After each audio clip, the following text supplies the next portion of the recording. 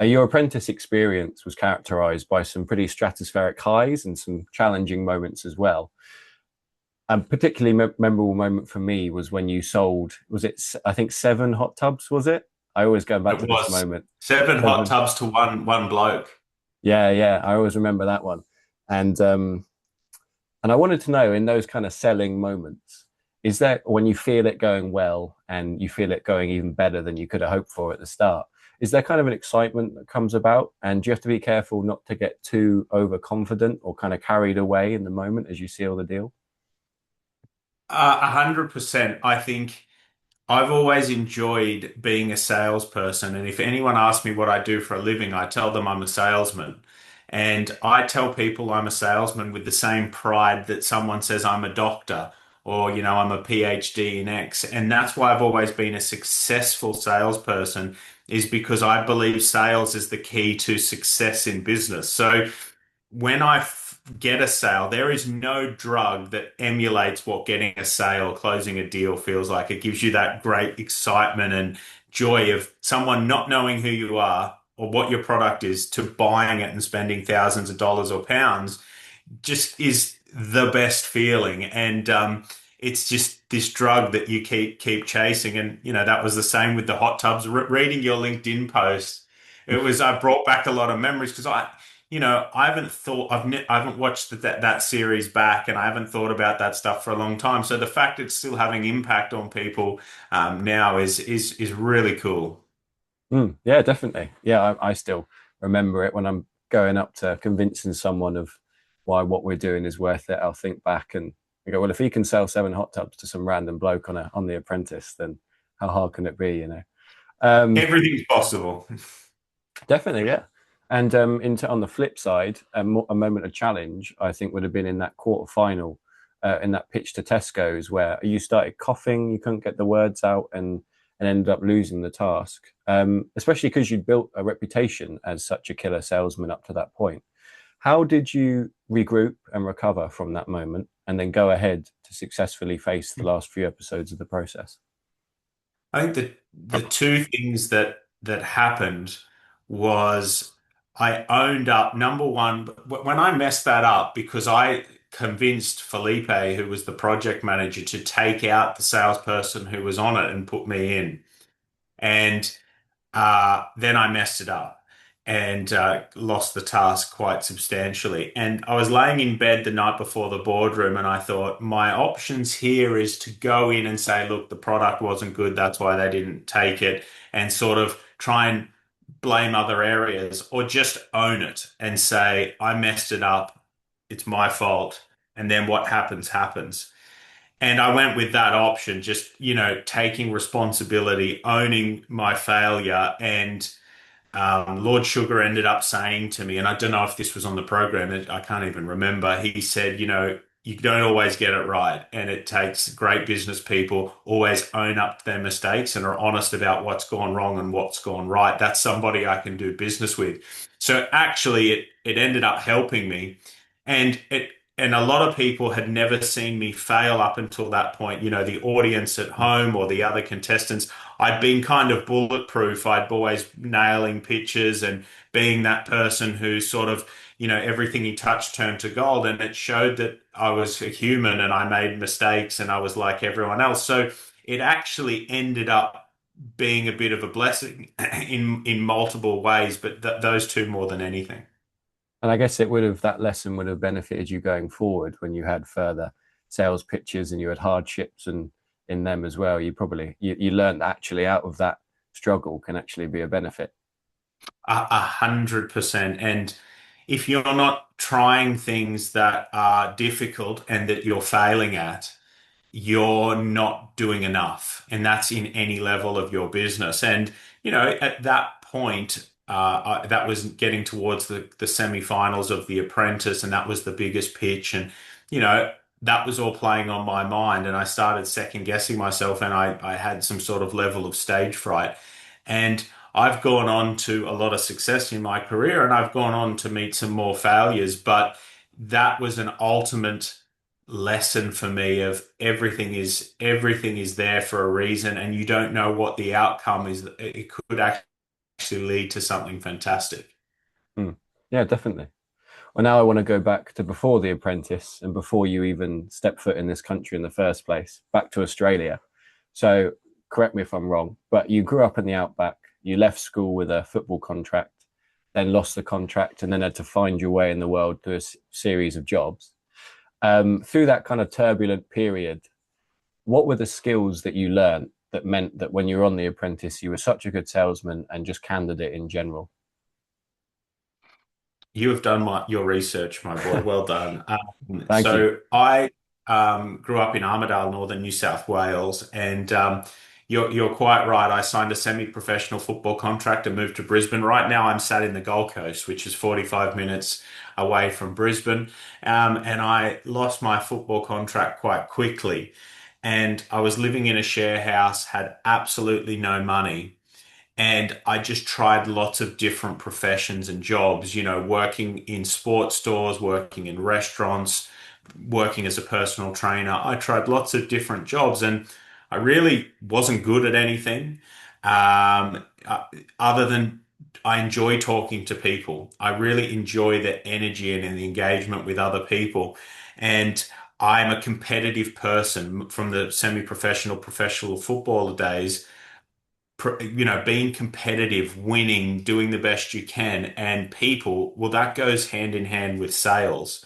And I got a job selling gym memberships and selling personal training courses, and that it showed me that one, you can make a lot of money in sales, but it suited my personality, my competitive stuff. And when I went traveling around the world, I went traveling as a backpacker, and you meet lots of different people that speak lots of different languages from lots of different cultural backgrounds, and you sleep in hostels with, you know, people doing all sorts and staying up all night and making noise and whatever. And when I got to The Apprentice, the first thing is they throw you in these sort of dormitory style rooms with other contestants. And there's minimal sleep. You normally finish a task at midnight and you start at 4 a.m. in the morning. So on a very, very, very good day, you get 4 hours sleep. And what threw a lot of people was the lack of sleep and having to share a room and the disruption of having cameras and loads of other people. Well, for me, I was living in dorms before The Apprentice with 22 people. This was actually a beautiful house with four people in a room, so it was an upgrade for me. And I took the whole thing seriously. So I went back and watched all the successful candidates from previous series, the ones that won, and I looked at what decisions they made and how they conducted themselves. And I decided that from the moment I went in there, I was going to be on the ball from the moment I walked in the door, not when the cameras were on or off. 24 hours a day, 7 days a week until I got fired or I won. And I didn't drink. I was the first to go to bed. I was the first to get up. I didn't sort of gossip and bullshit with all the other people. I was on the ball constantly because my theory was everything will be getting pulled back to Lord Sugar, reported back from the handlers. And it was, definitely it was. So yeah, I conducted myself well and put in a good showing of myself on and off the camera. And I think the whole package is what helped me become successful. But everything into my life, the diversity of jobs I did, the diversity in travel that I did, all helped me to become a unique character on The Apprentice and be someone that Lord Sugar thought this is a guy that can handle pressure, he can sell, he can be around lots of different people and lead them. And I think that's what he's looking for. It's amazing, isn't it? You get those people skills and the ability to kind of interact with just a whole diverse range of like customers and co-workers and everything. And you can kind of be put in any situation and just figure out how to thrive in it, can't you? And that is being a good leader is you if you're going to lead teams of people, you're going to have people that are all different personality types and performance types, different cultural backgrounds and beliefs, and getting everyone to pull in a certain direction is what gets a business to create success or not. So you need a leader that no matter how smart they are or qualified can communicate with people on every level to say, this is where this company's going and this is how you can help us. This is you're this cog in this wheel and this is how it works. And it's a very unique skill set. I'm not the most book smart person you come across. I'm far from it, but I am a good listener and I'm a good communicator and understander of people. So I understand my strengths and my weaknesses and I use it. Hmm. Well, still in those earlier years, who are some of the people that inspired you? I've always loved business. So I've always been a student of like reading back about great businesses, great leaders from the Industrial Revolution, like Andrew Carnegie or Henry Ford, people like that, JP Morgan. And right through to the Richard Bransons and Alan Sugars and, the Grant Cardones, the people of today. And I've been so fortunate to work with 8.5 years. I was worked with and mentored by Alan Sugar, worked with Grant Cardone and all of the people that I once admired or had a poster of them on my wall or background of my phone. I went into business with these people and, that's pretty cool. That is really, Mm. really cool stuff. But what I'm looking for when I watch documentaries or read books about past businesses or great business people is I'm looking for ways to speed up the process of success in my own business and my own life and looking for things I can take from them, whether it's one strategy they put into their company or a certain way they hired or poached great talent into their business, is I'm looking to take that and do it in my companies and my journey. Mm. Yeah, just out of interest, anybody outside of the business world, so strong leaders or characters that you can think of that have inspired you in the past? Um, I am a huge Winston Churchill fan, Nice, verging on perfect. obsessive with Winston Churchill. Obviously I look up to my dad and my granddad a lot closer to home, just from a role model and a male strength perspective. And who else? Mainly, like the political stuff. Winston Churchill is my Yeah. go-to, but everyone else, if you look through all of my, most kids have posters of soccer players and football players and all this stuff on their wall, and I have businessmen. So it's weird, but you get the results of what you think about and what you manifest. But it makes sense. I mean, I did think I wondered if you'd say a footballer, given your past history playing football. But I think there's few better men to inspire you than Churchill, to be honest. Oh God, he But was he was unbelievable. He was, I mean, for a guy that was a raging alcoholic, the yeah, stuff that he could come out with on a daily basis in terms of great thought-provoking quotes and the way he mm, thought about the world and stuff like that was pretty unique. And I also admire his will and his toughness as well. So there's he obviously had flaws, we all do, but I like to take bits from different people, and yeah. another one is Steve Jobs. Mm, I have posters of him everywhere in my office or quotes from him plastered on the wall because I like people who think incredibly deeply about a subject and are really creative in thinking way bigger than situations that we have now. Doesn't need to be the way it's always done. mm. Yeah, that idea of taking useful parts from different inspiring figures and applying them to your own life, I think is really useful, especially when, like you said, some of that they've Yeah. got parts that you don't want to emulate, but the parts that you do want to emulate are so key and crucial. Um, Yeah, 100%. yeah. Now I want to ask about when you first heard about digital marketing and the moment that you decided that was a career path that you might want to wander down. Take me through that experience. Well, I spent about 6 months doing a personal training course to become a personal trainer because I've lost my football scholarship and I loved sport and fitness and wellness. So I thought, if I'm not going to be a football player, why don't we go down the route of helping other people with their health and fitness and wellness? And, I'm passionate about that. I'm good at that. I understand how to look after your body, etc.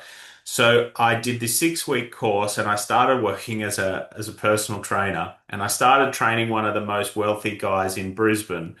And I said to him, he was the CEO of a massive energy company here in Australia. And I said, how do I get rich? How do I make some money? And he said, you can't do it being a personal trainer. I was like, oh, shit.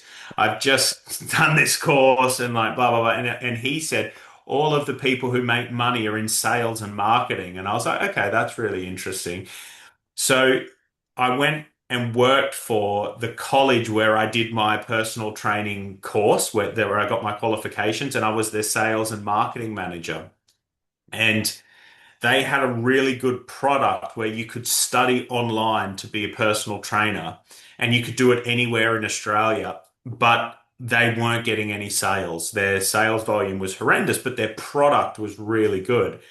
And the owner was sort of racking his brain and he was like, we need to, get a website and do all of this stuff. And I said, well, let me have a crack at it. So I taught myself how to build a website, do SEO, PPC campaign, all of that stuff. And the website went from non-existent to a pretty decent website, ranking number one on Google for the terms personal training course. And in the first 4 months that I worked there, we went from $2,000 in sales to $250,000 a month in sales. And it was kind of that light bulb moment where I saw in real time the changes that I was doing digitally were having a direct financial impact on the business. And I was like, fuck, this is unbelievable. Like, just by tweaking this and pressing that button and changing this blog or whatever, I can literally impact the revenue of this company. And I was like, I'm going to do this for like a living.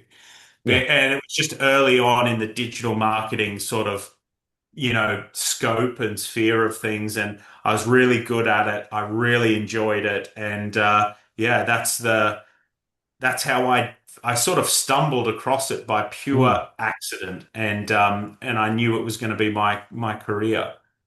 Just because this wealthy guy told you you need a career Yeah, and change if you want to be. Yeah. I mean, you must that have been was pretty good at selling yourself if you managed to get a very wealthy Brisbane businessman as a client for your personal training thing. How did that come about? I think again that was just more good luck than it was anything else. But I've always been. Everyone says my wife always says I'm an old head. I've always been an old head on a young body. Now I'm getting more of an old head on an old body. But I've always been beyond my years in my maturity, the way I've conducted myself and the way I've dressed and the way I spoke, always with a lot of confidence and character. And I've always been interested in older people and successful people to understand what are they doing? How did they get successful? Or if they're older, what have they learned that I can try and do things quicker from their learning? So that's been something that I've always tried to get from people is if you could go back to being my age or younger or whatever, how would you do it differently? What would you do? Blah, blah, blah, blah, blah. And that's why mentoring and coaching really does work if you pick the right mentor because you can shortcut the process. Hmm. Yeah, definitely. So you said before you clearly you had this light bulb moment. I mean, light bulb moment is a cliche, but I think it's applicable here in that you started digital marketing and it just you just clicked what you were doing worked and it was all go from there. And then you decided to travel, like you said, you backpacked to plenty of different places. Eventually ended up in the UK. Did you intend for that to be a long-term kind of career move, or did it just kind of end up like that? Absolutely not. It was more just a matter of need, and I ran out of money. I loved London. I loved the UK, and it was, I'd finished up my time in Europe, so got to London and went and worked for a digital marketing agency, a very very big one, and that was strategic in the way that I knew I was good at digital marketing and wanted to do my own business in it. So by going and working at a massive digital marketing agency, I was a student of how they were running their business. One, it was going to give me a salary in a country that I was Mm, a foreigner in, but I could like learn what CRM are they using? How do they get clients? How do they implement the processes? How do they find staff? So I could learn more about digital marketing, but how to run a digital marketing business. So that was imperative because it was a tough business, but it gave me the credibility I'd worked in-house at a company and now I'd worked agency side. So I'd had a lot of digital marketing net exposure to found my own business. And one of the biggest questions investors always ask is, what experience do you have in this mm. sector? And if you've got none, the chance of getting investment is very, very, very rare. If you can say, 5 years and I was the top seller and bullshit, bullshit, bullshit, it a lot higher chance. And yeah, so I was quite lucky in that regard.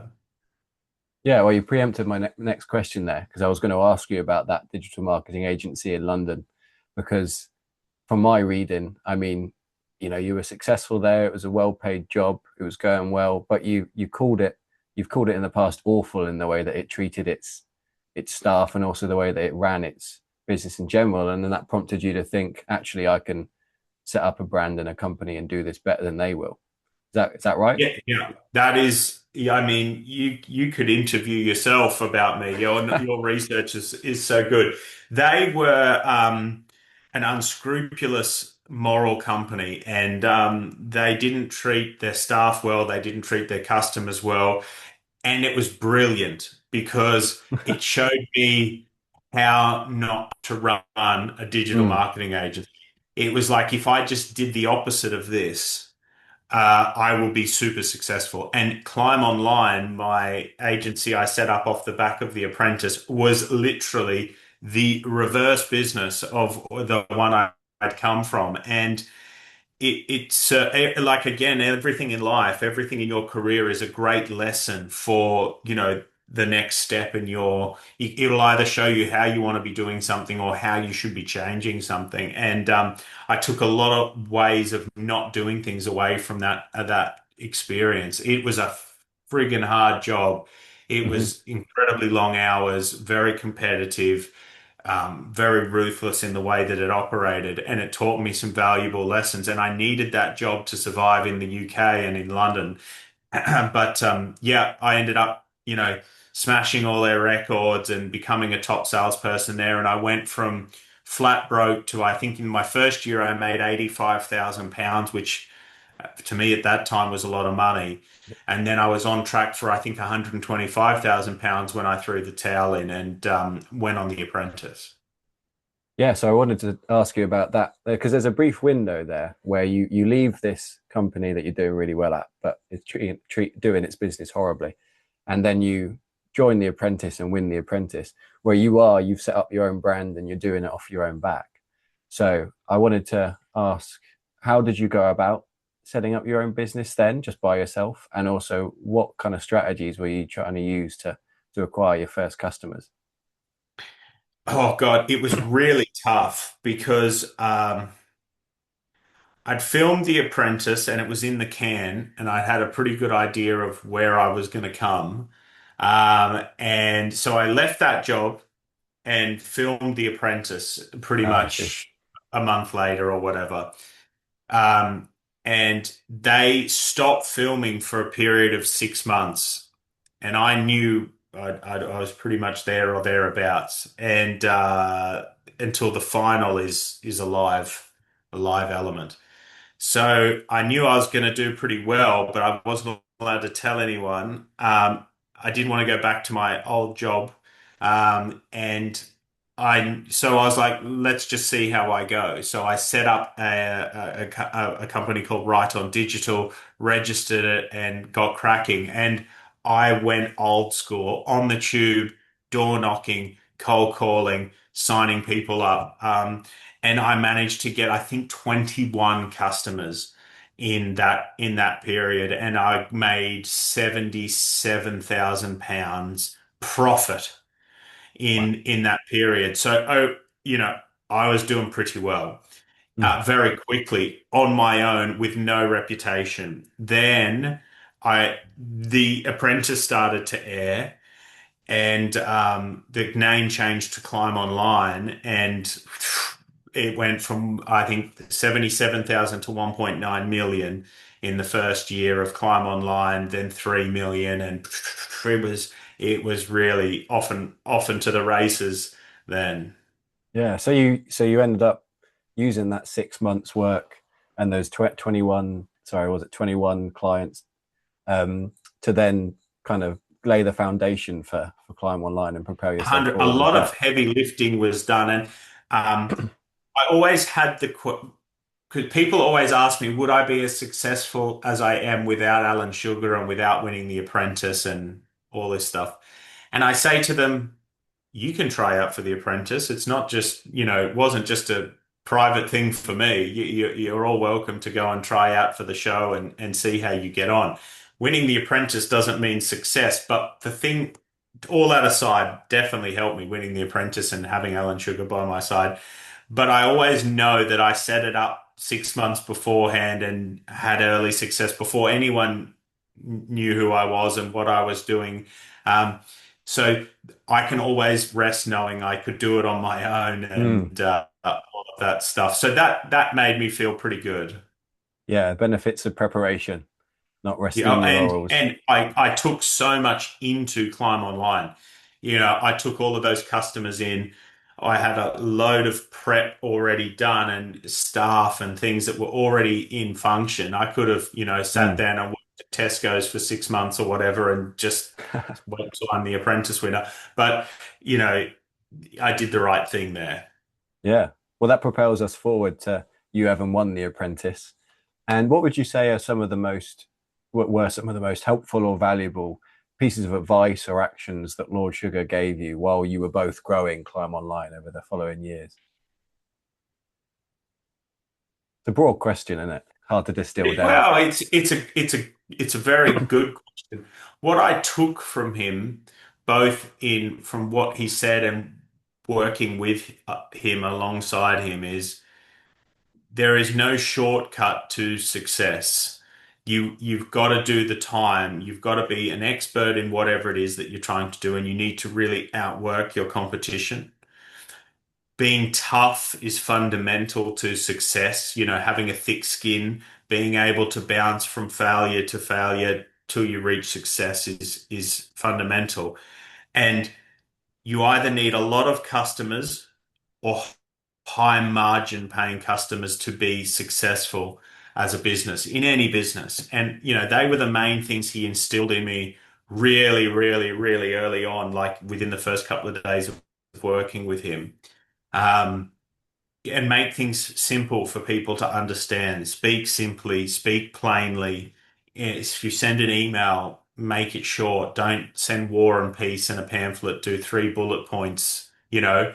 uh, just stuff like that. And he's different. He has a different way for operating, but it worked really well for me and my personality type.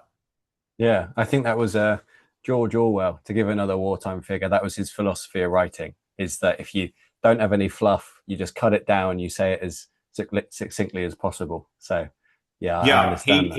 he was a master of taking is a master of taking very complex ideas and making it very easy for everybody to Mm. understand. And that is intelligence at its, fundamental core is anyone can talk a load of waffle and have people think you're a smart chap. But the smartest people either don't speak very much or make it very easy for people to understand. That's the key of communication. Mm. Yeah, I completely agree with you. Yeah. And looking back at that time of intense growth after The Apprentice for Climb Online, is there anything that you do differently now?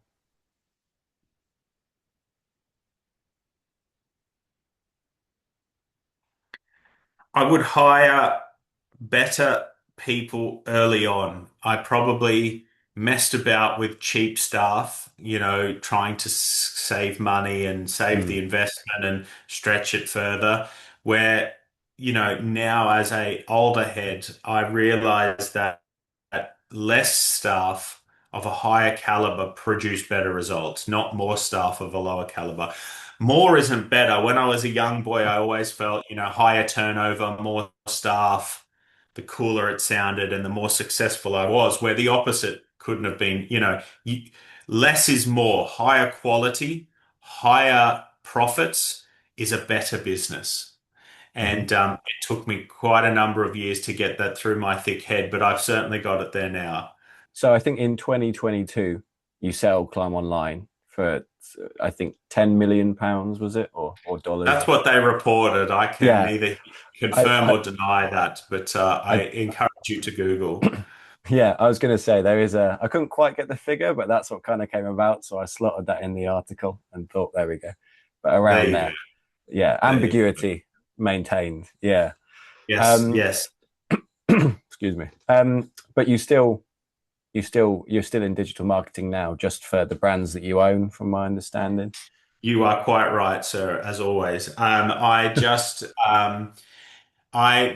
invest in a number of different companies at the moment. I think it's around 17 currently. And I just offer advice and digital marketing and the tools and management of the companies I own or have an interest in because the, I got very frustrated over time working with companies and telling them this is how you need to do your marketing or this is how much you need to spend, and they wouldn't do it. And Mm. rather than beg people to do their show to get their marketing right, just do it for my own companies. I don't have to argue with anyone about the levels of spend and the creatives and all of that stuff. So that makes me a lot happier. I wanted to ask you about the wider digital marketing industry just for a second, and just asks what do you think are the best and the worst parts of working in that space? The bad bits is that most agencies or most digital marketing strategies are a cookie cutter approach. They apply the same tactics to every business in their portfolio, and they don't really understand the unique USPs of the businesses and industries that they have on board. So they aren't changing the bid strategy, the creatives towards the margins or how that industry or the seasonality of that industry works. And by controlling that in-house, you can really, really craft everything towards the product or the seasonality or your business in general, and having an understanding of your product is really important. So that's the Mm. limitations of an agency. But agency people are really smart because they're at the forefront of tools and technology and industry changes that are happening. So it's a necessary evil to kind of have both edges of the sword in a business, digital marketing strategy, but AI is just Mm. absolutely decimating that space because what used to take us 10 days to do is now being done in an hour in Mm. these platforms. So the changes are going to be seismic pretty quickly in the industry space. Yeah, so I was going to ask what's a trend that you see that's going to really take off in the next 10 years? I guess it was always going to be AI, wasn't it, mainly? Is the It, thing it, that's coming in. the introduction of quantum computing and AI mixed with video and everything else that is augmented reality and VR, it's just changing so rapidly in terms of how quickly things can be built and also the quality of the creatives and the advertising Mm. stuff. So what we're going to like the stuff that you're not going to be able to tell what's real and what's not, which is going to bring its own set of challenges. But what used to take teams of 10 2 weeks to do is now going to take a team of 10 minutes to do. So we're not going to see agencies, in my opinion, of 4,000 or 5,000 people. We're going to see agencies of maybe 150. Mm. So do you still think there's space for human beings in these more creative industries going forward? Do you see sort of an interplay between the AI and the human? Essentially what I'm asking is, do you still see hope for us going forward? My honest answer is Yeah. I don't know. I Hmm. don't know. I go through phases with this of the more I research and learn and teach myself about AI, more scared I get because the capability is so unbelievable. It is just so wide-reaching and so powerful. It is like having the best assistant of all time, with the highest IQ. Mm. The amount of stuff that you can produce in a day is quadrupling the quality level. So where I used to go and get a beautiful letter from a lawyer that would cost $2,000, I now do that myself. It's just as good, if not better, and it's free. Where I used to go and get a beautiful logo designed, I now get that from an AI tool, and it's Mm. twice as good and it's free. So where does that end up? I don't know because already I individually that would have usually spoken to an accountant, a lawyer, and a logo designer in one day and paid £1,500, £2, £4,000. I'm now paying nothing, doing it Mm. all myself. So surely that's having an effect. And if I'm doing that, other people are. So that's having an effect on how busy the logo designer is and the lawyer is and their client base. And over time, I think we'll see that change the landscape quite a lot. Human beings are integral and we've survived everything up until this point. I think this will be a seismic shift, but will be utilized differently in things going forward. Do you think, as someone who's at the start of their, trying to break into creative industries, do you see some kind of pushback or limitation on how we use it? Do you think there's going to be some people that think I just want to kind of interact with human made stuff, or do you think just sheer convenience and cost saving nature of it is going to throw all that kind of integrity thing out of the window? Yeah, I think the integrity thing's a load of bollocks, to Yeah, be honest. yeah. That's like saying I don't use a computer, I still use a typewriter. People would be like, "What the hell is wrong with you?" Do you know what I Mm. mean? I can't have a Zoom meeting with you on a typewriter. No. Um, so that would be like saying that. It's like, well, the human element. It's like saying go and park your horse and cart next to your car. It's just not a. There's no one out there on a horse and cart anymore. It's you've the only way to be successful as technology advances is use it. Hmm. The people that embraced email and internet and all of that stuff, they survived and they profited and they were successful. I think agencies or creative people who say, oh, it's not as good as what we can do it, you're lying to yourself and probably your employees, and you're going to be screwed. So my goal would be is if I was starting out right now, and by the way, I'm doing this, I'm not just advising this, learn as much as possible Mm. about AI, implement it within your business, tell your customers about it and do it for them or embrace it and add to it. So say we still have that human element, that creative side to it and the way we think about it and approach it and strategize about it. We mix it in with AI to make sure it's the best that AI can do and we're not missing anything. But this is a holistic strategy that covers both the human and AI side. So it's the best way to go about it. And I think you cover all the bases there. That's my early view. And look, my Yeah. views evolve on this as the technology evolves as well. It's very much a watch this space thing, isn't it? Just see how it develops. But I guess there the importance of human relationships comes up again. Like as an agency, you want to make like a unique relationship with your client. Go, this is our unique spin on digital marketing or whatever industry that you can only get from us. So we're going to do the AI thing, and we're going to Yeah. have our own personal flavor in it as well, and build Yeah. that bond with the And customer so they keep coming back. you've got it. You've got it. Mm. And Mr. Customer, by having AI, I'm going to be able to do this cheaper. I'm going to be Mm. able to do more for you. And I'm going to make sure we're using the right AIs. So I'm going to just be I'm going to be the conductor of the orchestra. Mm. Yeah, And that's a good way of that's putting it. my job. So it's just changing the way that you approach it. I think the big mistake people will make is going into customers and bitching about AI. saying, oh, you don't want to be messing with that stuff and whatever, you are going to die on the vine. You're going to get left behind really, really quickly. Mm.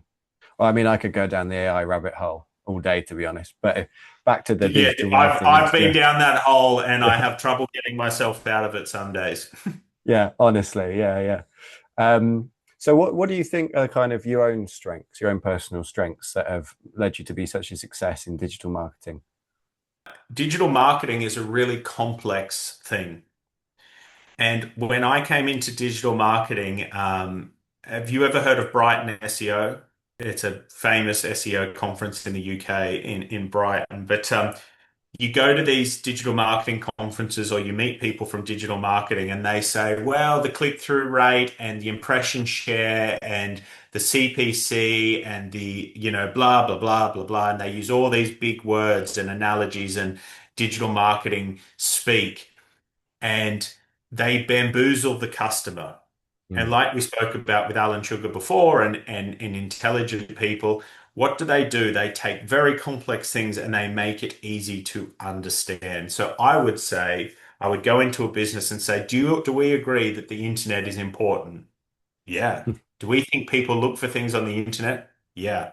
I'm going to get you right up there. I'm going to get you so many leads and sales and customers from using the internet and digital marketing. And then the next guy comes in and pitches, oh, I impression share and click through rate and blah, blah, blah. And they don't understand a word that bloke just said, but understood that I'm going to do the internet to get them more leads. And I was criticized for that because it was oversimplifying it, but it's what business owners want to hear. They want to understand what on earth they're spending their money on.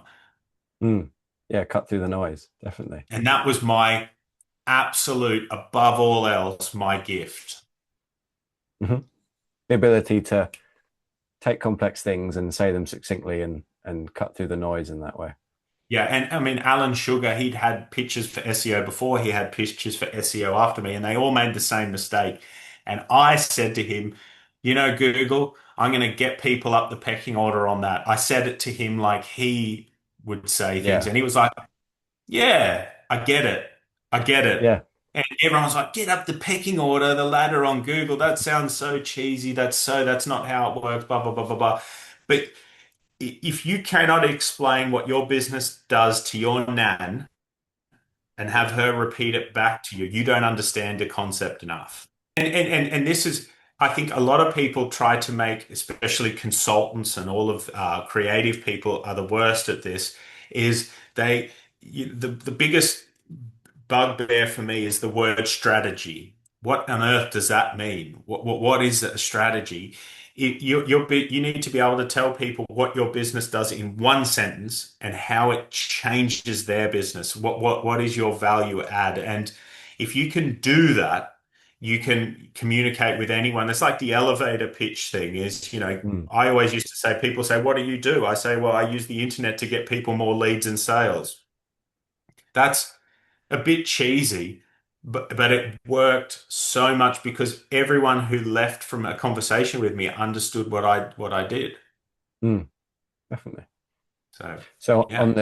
on yeah, No, sorry, on yeah. It's just so, I'm a big proponent, and also, if you look at what my businesses have been called over the years, climb online, make more noise. All of the companies I work with, and they do as they say on the tin. I try yeah. to make it very, you know, easy for people to understand what we're trying to achieve here. So on the reverse of strengths, what would you say are a few of your own weaknesses as well? I think early on, I think I've matured as I've gone on, but I think I was very emotional early on. In a lot of the business decisions or the reactions I had in the business. And I'm probably not patient enough um, with some areas of, maybe employees or ideas that have happened in the past. So, and like I said, my weakness is a lot of my probably my what's it called? My intellect in terms of reading and all of that sort of stuff. I'm more of a a gut feel. I get a feeling about a situation, a product, a business, an idea, and I'll say, that feels right. I like what you've said. Let's do it, rather than reading the industry data or the group think about it. So maybe it's a weakness, maybe it's a strength, but I've always believed in understanding what your strengths and weaknesses are and focus on your strengths, not trying to work on your weaknesses. I've always hired for my weaknesses and played to my strengths. So on the topic of maturing now, I ask this question to every founder, and usually they're early on in their kind of business journey. But you've sold your business, you've got a house. Is it on a lake? Did I read somewhere that your house is on a lake in Australia? You can't. I'm not going to say your address. I haven't quite done that much research, but I know it's on a lake somewhere, and that's pretty Yeah, idyllic. unbelievable. I am a very, very lucky, very, very lucky person. Yeah, and you got a flight school as well, which Yes, is pretty yes. insane. That's Top Gun there, isn't it? Yeah, I've got a brand new car today. I literally just picked it up before this meeting, so I've got the Yeah. keys here. I'm going to go out and have a good look after the meeting. So, yeah, there's a lot of good stuff going on here. Mhm. A lot of good stuff. So I wanted to ask, how has your definition of success, both personally and as a business person, how has that changed over the entire course of your international journey? When I was younger, success would have meant for me having some money, having credibility and notoriety. Being known for being successful or at least having some money and being able to. My fear as a young person was going into a restaurant or going into a shop and not being able to afford what I wanted on the menu or in the shop. That was, I think, something I probably carried through from my childhood. My success now as a older gentleman with children and a wife and all of this stuff, my definition of success is being healthy and being happy, being content. So, money is very important. Anyone who says to you that it's not is lying or doesn't have any. It's really, really important to, when you need to go to the hospital or buy something urgently. Of course, money is really important, but being healthy and being content with whatever it is your station is in life is the most important thing. And I think the best thing you can do is work on something that makes you feel fulfilled. Every day I go into the office, I race in there because I love talking business. I love the office I sit in. I like the people I work with. I'm excited about what's next. So I feel like the luckiest person in the world because I do every day what I love. What I don't understand, whether it's for money or not, is people doing or working in a place or a town or a company that they hate. That is crazy to me. Hmm. So I guess you may have answered this already with your new car, but do you feel successful now? I very much do. Yeah, I Yeah, very, very much do. I feel successful not because of the cars I have or of course. whatever or that stuff. That's really nice, that stuff. And but I buy a new car or a new thing and it's cool for like 24 hours and then you Hmm. honestly, it doesn't matter what that is, you forget you've got it. But um, having children, getting married, going on great holidays, and having great experiences, I've climbed Machu Picchu, and I think about that more than I think about my Mhm. cars. I think about the day that my son was born more than anything else. So it's doing cool stuff that makes you feel fulfilled, which makes me feel successful. Hmm.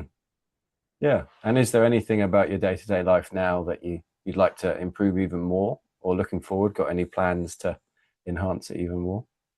I'm very lucky to yeah, there's not too much I'd change in my life. And that's how I know Nice. we're doing all right. But you never know what's around the corner and just enjoy each day as it comes. Yeah, that's the perfect answer to that, I think. just keep it going as that. Yeah, definitely. Life is the greatest competitor. It will throw some shit up, no doubt about it. But Yeah, enjoy it when it's good and I always soldier on when it's bad. I always think life is a funny sense of humor. Whoever's right Yeah, in life has a real sick sense of humor sometimes, I think. yeah, and Mm, you've just got to roll with whatever's happened and just keep buggering along. definitely. Yeah. So just a couple more questions now. Go for Um, it. Number one, uh, what is a project that you wish somebody would work on right now? Nothing to do with you, just you wish somebody would get on with it, whether a startup or a invention or a service.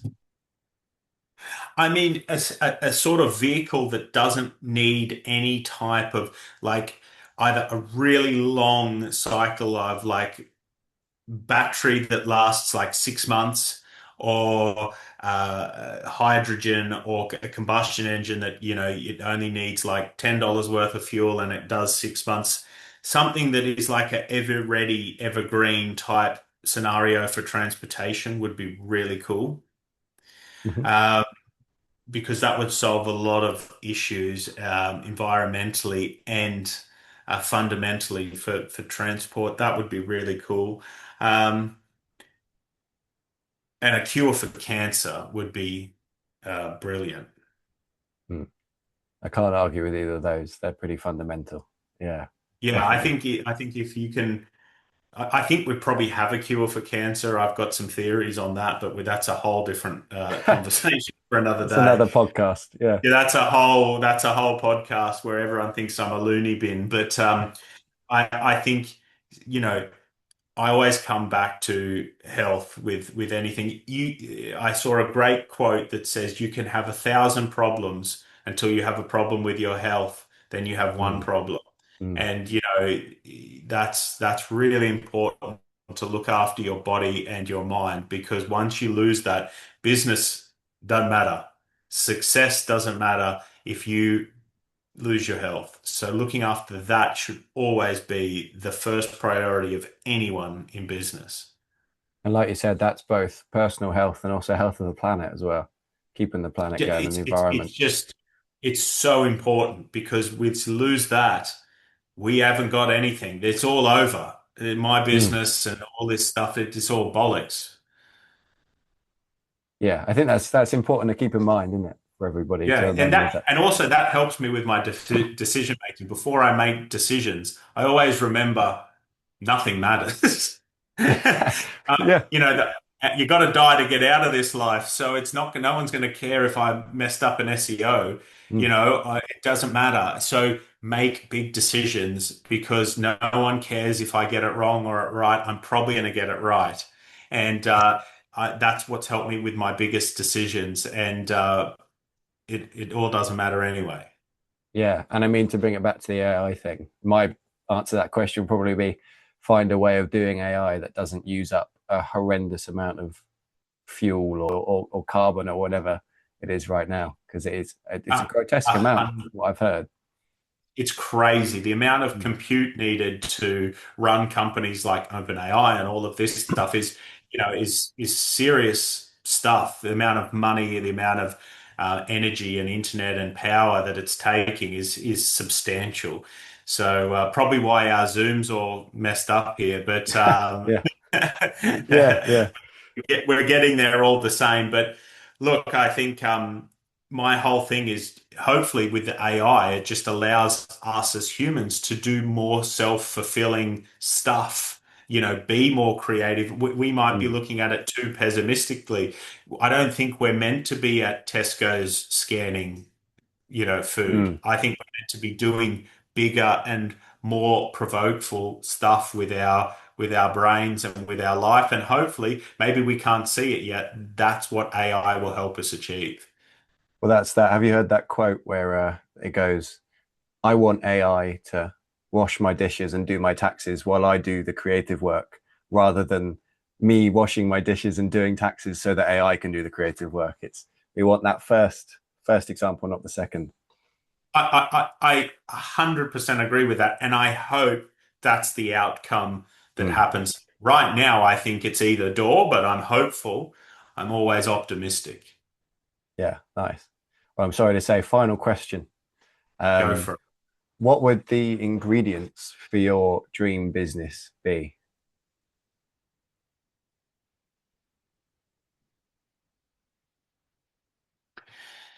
Dream ingredients would be the team I had from Climb Online Mhm. with an office in Australia and in London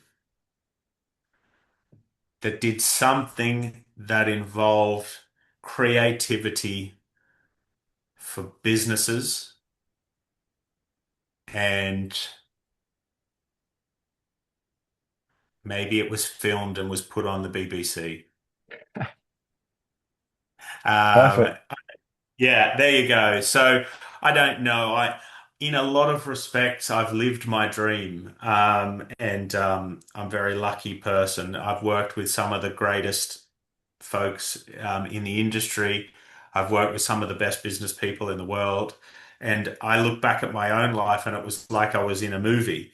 I guess I was in a TV show, but it was like it's like fake in a lot of respects. So the own ingredients, I would just replicate some of the stuff I've done before because I've enjoyed it so much, and I look back on it with so much, you know, joy and happiness. But it doesn't matter what the ingredients are. The main thing is always the people you're working with. And if you can get the founding team right and the people by your side right, it doesn't really matter what you're doing, whether it's tax returns or building websites or selling cars. If you enjoy the folks that you're around, you could go a long way.